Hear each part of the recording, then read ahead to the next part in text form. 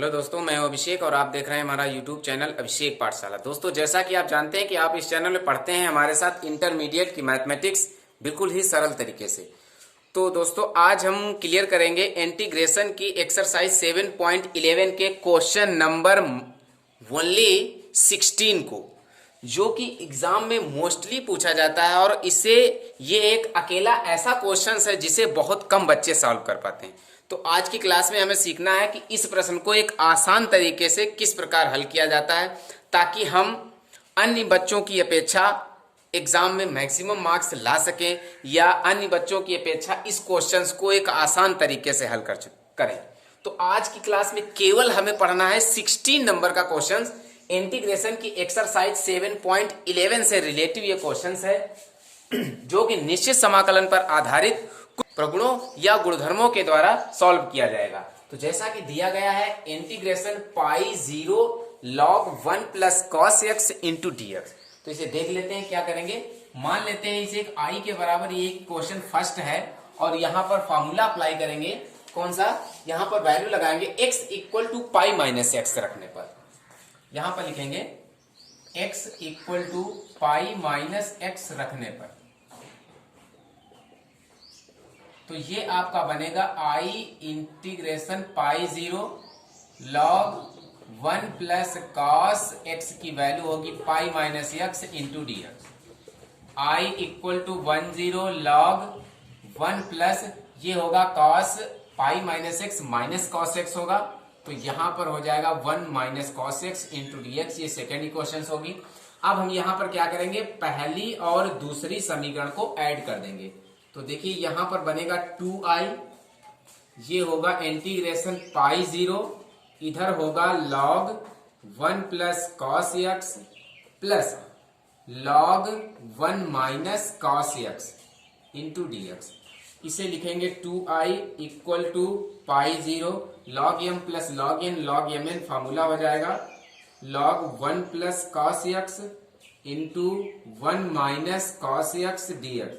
और यहां पर फार्मूला अप्लाई करेंगे, लिखेंगे log m, लेंगे log m plus log n बराबर होता है log m इंटू n। इस फार्मूले से ये वाला अप्लाई किया, ठीक है।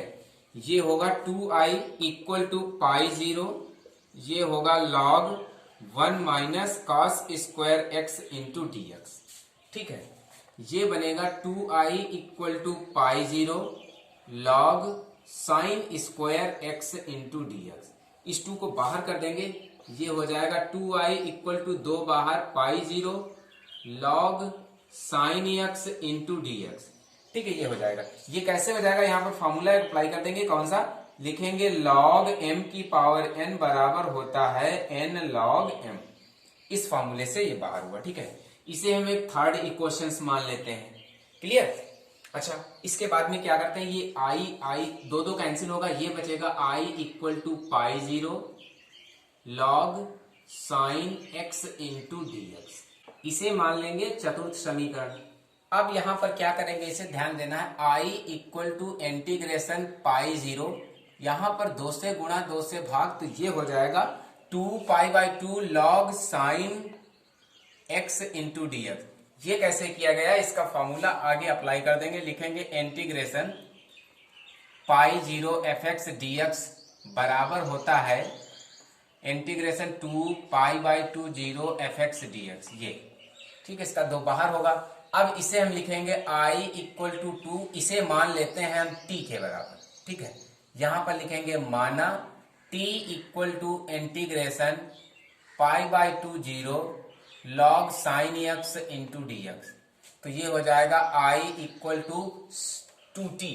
अब इस t फलन को लेकर चलेंगे, तो इसे मान लेते हैं पांचवा समीकरण। इस t फलन को लेकर चलेंगे, t equal to integration pi by 2 0 log sine x into d x, ठीक है। इसमें क्या करेंगे, इसे मान लेंगे एक छठी समीकरण।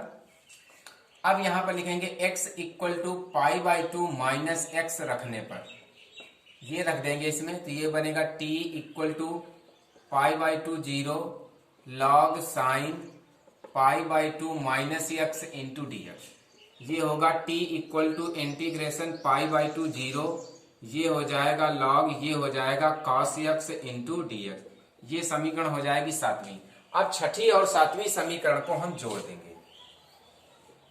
यहां पर लिखेंगे छठी समीकरण प्लस 7वीं समीकरण, ठीक है।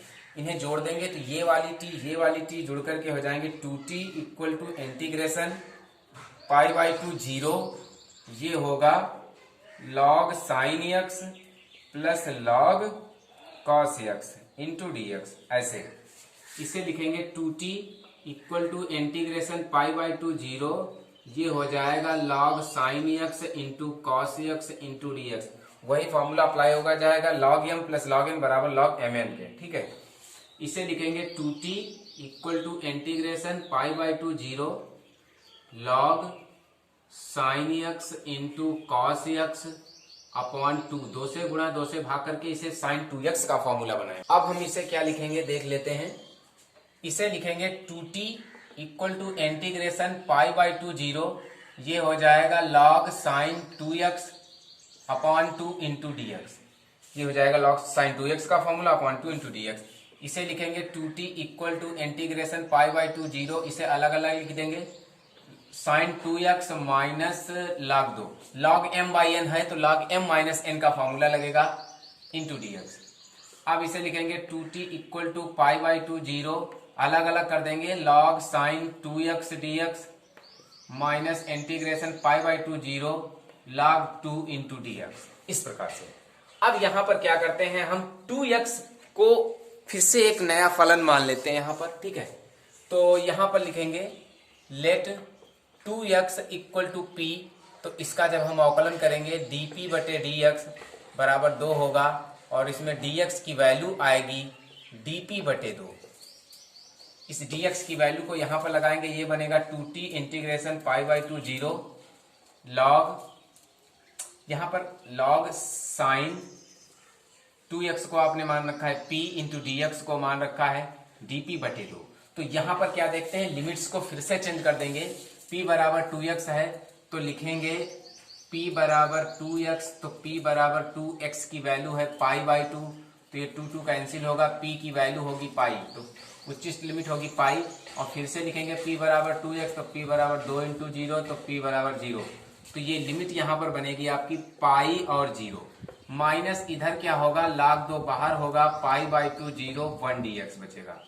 इसे लिखेंगे 2t इक्वल टू, लेते हैं 1 बाई टू बाहर कर देते हैं, ये बचेगा पाई 0 log sin p into d p minus log 2 integration pi by two 0 1 dx। अब देख लेते हैं इसे क्या लिखेंगे, इसे लिखेंगे हम 2t equal to 1 by two into 2 integration pi by two 0 log sin p into d p minus log 2 integration pi by two 0 1 dx। इसे हम ऐसे 2 से गुणा 2 से भाग, जैसे कि अभी हमने यहाँ पर ये अप्लाई जैसे किया था कि पाई 0 दिया गया है, इसकी लिमिट में 2 से गुणा 2 से भाग करके पाई बाई टू log p बनाया जा सकता है। तो ये 2 कैंसिल होगा, यहाँ पर लिखेंगे 2t equal to integration pi by two 0 log sin p dt लिखा है, sin p dt को हम लिख देंगे sin x dx minus log 2 integration pi by two 0 into 1 dx, ठीक है।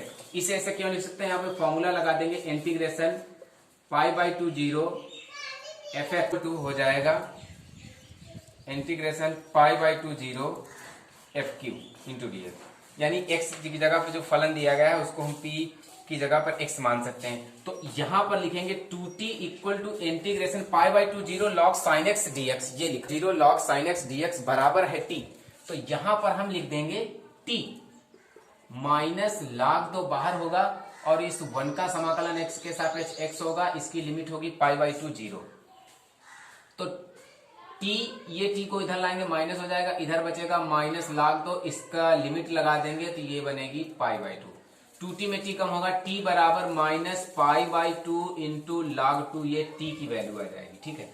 अब इस t की वैल्यू को हमें कहां पे रखना है, समीकरण 5 में रखना है। अब यहां पर लिखेंगे समीकरण 5 से, समीकरण 5 है i बराबर 2t, तो i बराबर 2 और t की वैल्यू है minus pi by two into log 2, तो ये 2 कैंसिल होगा, i बराबर -π/2, ये इसका क्लियर आंसर होगा। तो बच्चा कैसी लगी क्लास, कैसा लगा आज का ये क्वेश्चन बहुत ही इंपॉर्टेंट है और इसे बहुत कम बच्चे सॉल्व कर पाते हैं। तो आपको इसका डीपली अध्ययन करना है और इसे एक सरलता रूप में अपने आप में बैठा लेना है, ठीक है। तो यदि क्वेश्चंस आपको समझ में आया है तो प्लीज़ हमारे चैनल को लाइक, सब्सक्राइब और अपने साथियों, क्लास के साथियों के पास जरूर शेयर कीजिए। उनसे बताइए कि किस प्रकार से मैथमेटिक्स को एक आसान तरीके से हल किया जा सकता है। Thank you.